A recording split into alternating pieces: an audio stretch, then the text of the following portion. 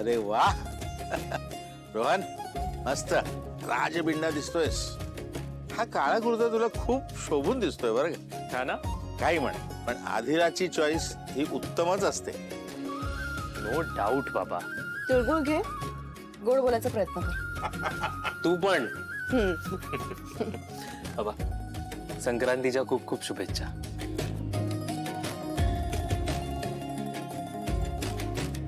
आई ग डोकं जाम ठणठणत आहे मला. काही काय होतं तुला? चक्कर येते रे. गरगर गरगर गरगर ते नुसतं काय कळत नाही. थांब थांब थांब तू हळू. रोहन तुझ्या आईला सांग एका ठिकाणी जरा बस शांतपणे. हो आई आई चल चल आपण बसूया ती. हा अरे ऐक ना, तुला जायलाच पाहिजे का रे. थांब ना बाळा. तुझं खूप ठणठण ठणठण दुखतंय डोकं. मला काही कळत नाही.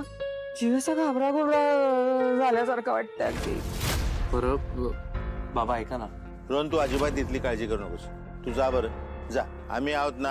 अरे हा आजचा दिवस गोड बोलण्याचा दिवस आहे आणि तुम्हा मुलांची ही पहिली संक्रांत आहे. याचं औचित्य साधून आमच्या सुनबाईला परत घरी घेऊन ये. अरे ती नाही ना तर घर कसं अगदी रिकामं रिकामं वाटतंय रे. तिला म्हणावं ये आता हा रुसवा सोड, आम्ही तुझी वाट बघतोय म्हणावं. वाट बघा. ती येते गेलीये. ती फोन नाही केला सगळं तिने. आणि तुम्हाला राग वाटेल हो. तिने यावं, रोहनची पण इच्छा असेल तिने घरी यावं, पण तिची इच्छा असायला पाहिजे ना. तिचे माहेरचे एक मोठे दिव्यच आहेत बाबा. आली पोरगी तर ठेवूनच घेतली कायमची. बघ ना. अरे दुसरा एखादा कोण असं तर काय म्हणाला असता, बाई जा तू तुझ्या घरी जा, तुझ्या सासरी जा.